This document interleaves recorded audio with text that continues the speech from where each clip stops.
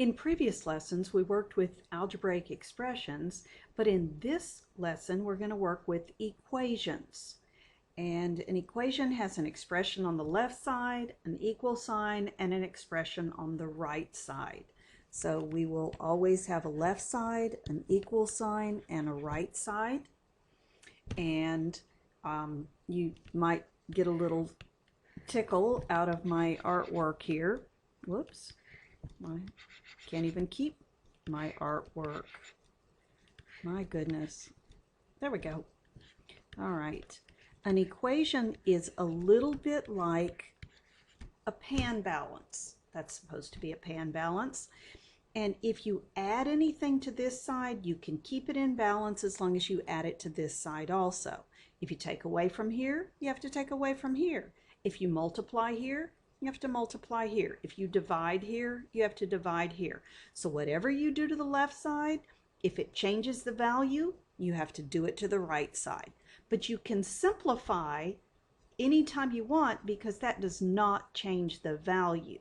All right, here are the steps that you might have seen in another class for solving equations. The first one says, if there are fractions, multiply all terms by the LCD. Well, in this lesson, we're not going to have any fractions. That'll come in a future lesson.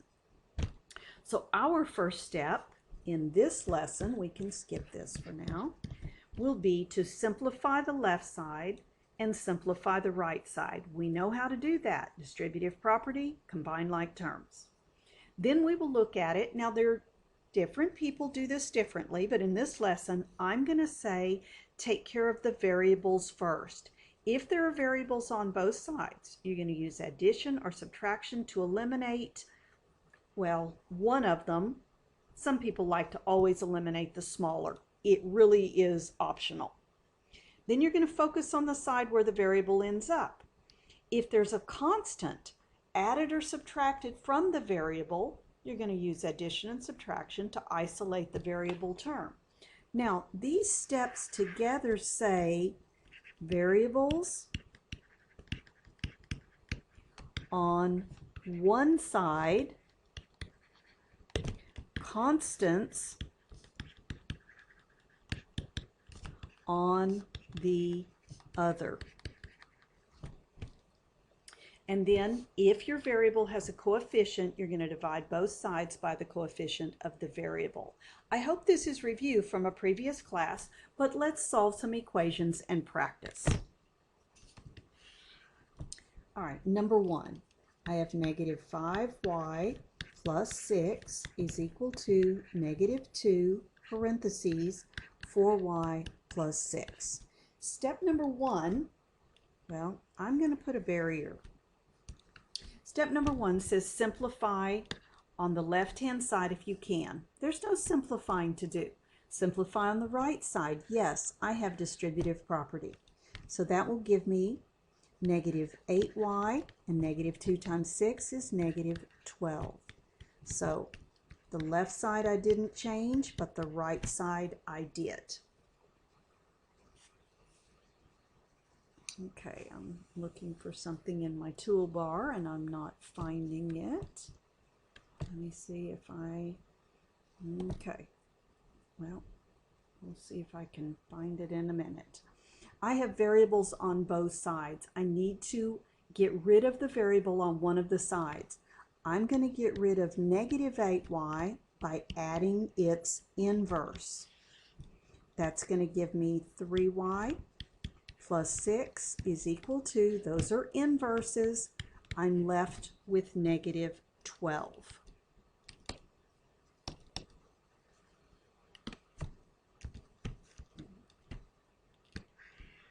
Needed to give myself a little bit more room.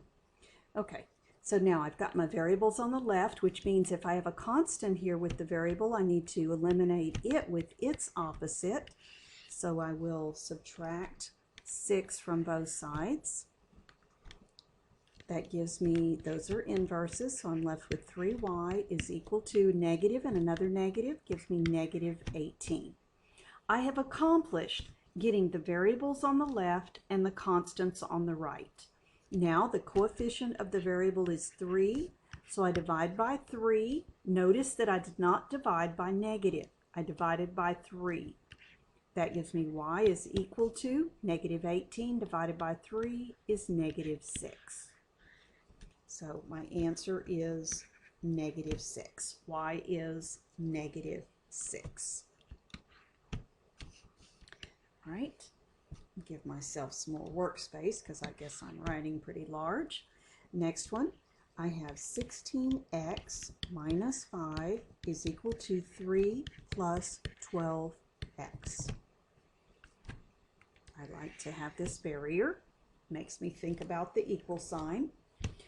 There's nothing to simplify on the left. There's nothing to simplify on the right. So I check to see if I have variables on both sides. I take care of variables first, constants second. So yes, I'm going to subtract 12x to eliminate the 12x from the right-hand side. That gives me 4x minus 5 is equal to, bring down the 3, and those were inverses. Now looking at the side where the variable is, I need to get rid of the constant. You always get rid of the constant that's on the same side with the variable because you want the variable by itself. So I do the inverse, which is adding 5. That gives me 4x, those are gone, is equal to 8. Final step, divide by the coefficient, which is 4. X is 2. X is 2. Let's look at number 3.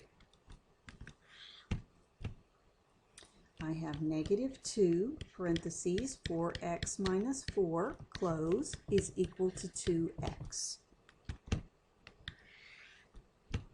Distributive property first on the left side to simplify. That gives me negative 8x. Negative 2 times negative 4 is positive 8. Equal sign, 2x. Now, you can subtract 2x from both sides, but that'll leave you a 0 on the right-hand side, and you will have brought your variable over to this side with the constant. You'll save a little time if instead you add 8x to both sides. That's inverses, so I have 8 is equal to 10x. Now I've got constants on one side, variables on the other. I need to divide by the coefficient of the variable.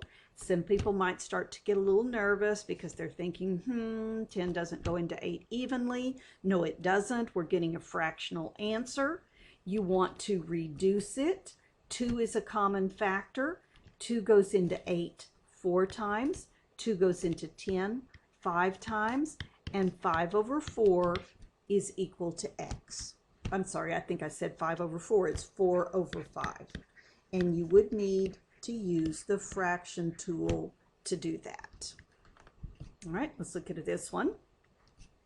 I have 6 parentheses, 2y minus 1 is equal minus 2 parentheses, 2y is equal to 6. There's my little barrier. Make it as long as I want. The left side I have some simplifying to do. Distributive property. 6 times 2y is 12y. 6 times negative 1 is negative 6. Then negative 2 times positive 2y is negative 4y. I can do more simplifying because I have some like terms. Positive 12y and negative 4y gives me 8y. The minus 6 doesn't have any buddies. So equal sign, bring down the right-hand side of 6. I do not have variables on both sides, so I want this variable by itself. I'll do the inverse of minus 6, which is add 6. I have 8y is equal to 12. Divide by 8, and y is equal to, well, 8 doesn't go into 12 evenly, but can I reduce? Yes, common factor of 4. 4 goes into 12 3 times. 4 goes into 8 2 times. So the answer is 3 over 2. You have to look right here. It says type an integer or a simplified fraction. It doesn't want a mixed number. It doesn't want a decimal. Let's look at a few more.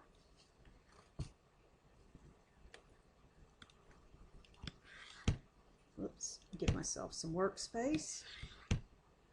I have 4 parentheses x minus 9 close parentheses minus 8 is equal to negative 44. Well, it looks like I have some simplifying to do on the left, but not on the right. So first distributive property, 4 times x is 4x, 4 times negative 9 is negative 36, minus an 8.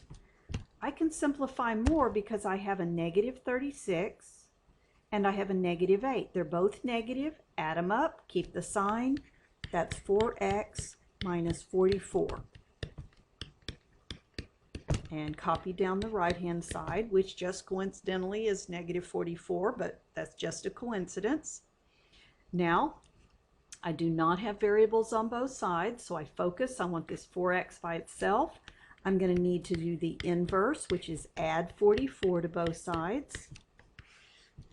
That leaves me with 4x is equal to 0. Divide by the coefficient of x, which is 4. X is equal to 0 divided by 4 is 0. The answer is 0. Let's look at number 6. Whoops. Sorry about that. I need to make that go away.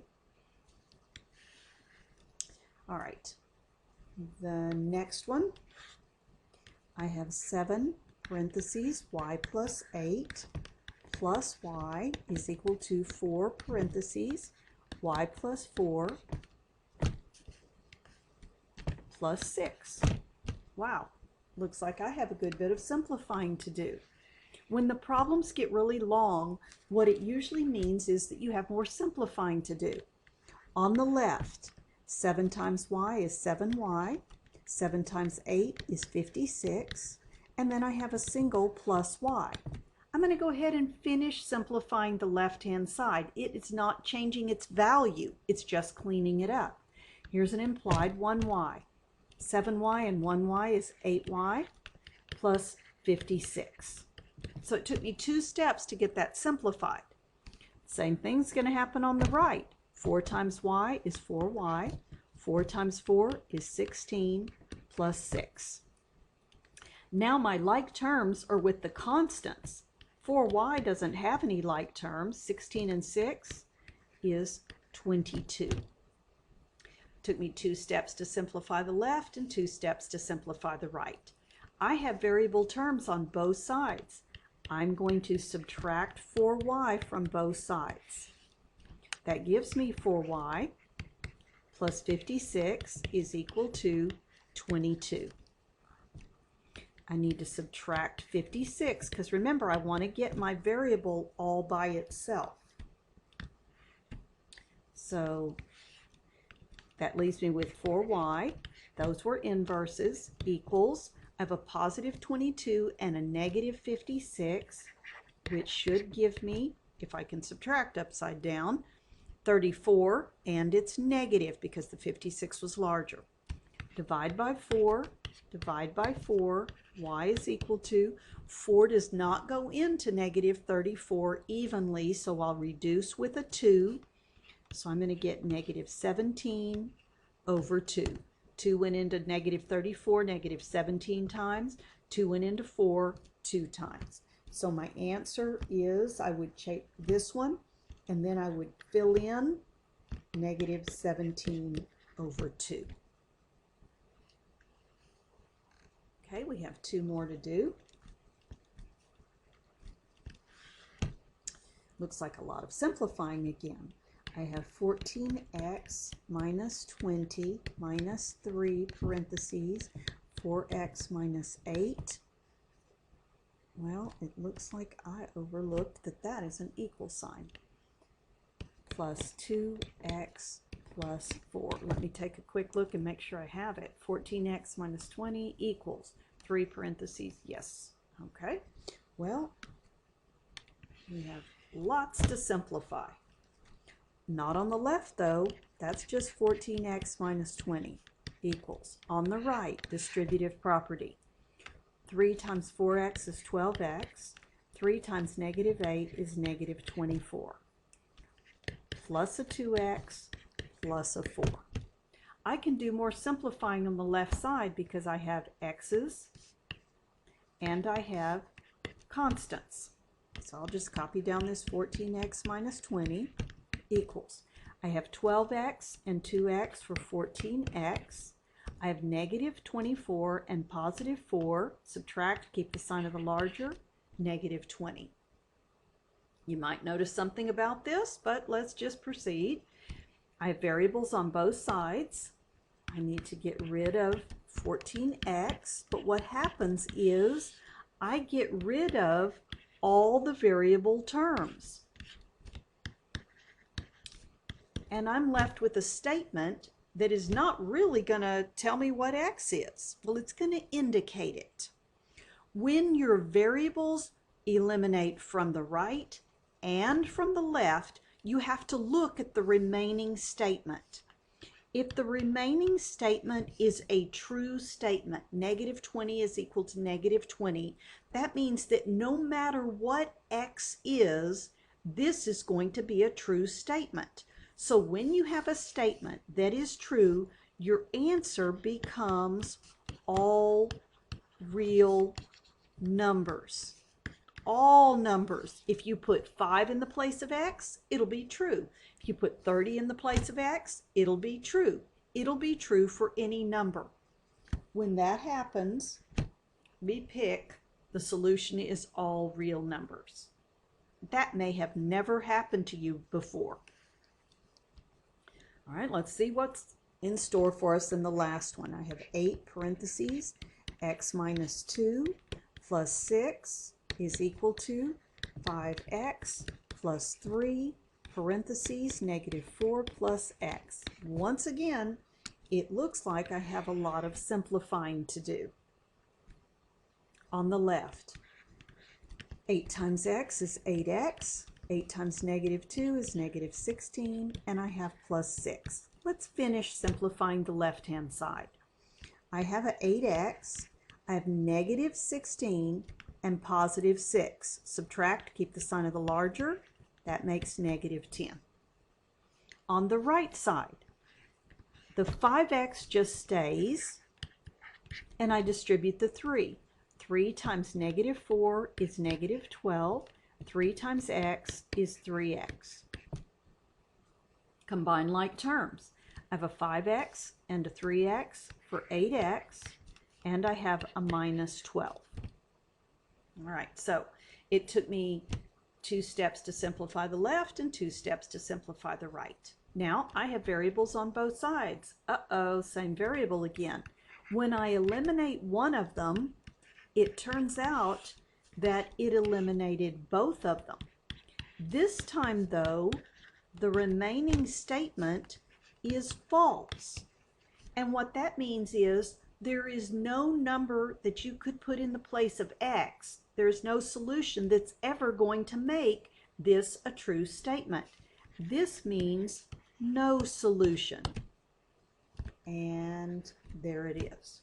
So if your variables drop out and you're left with a true statement of numbers, the answer is all real numbers. But if your variables drop out and you're left with a false statement of numbers, the answer is no solution. We'll see those again perhaps in another lesson.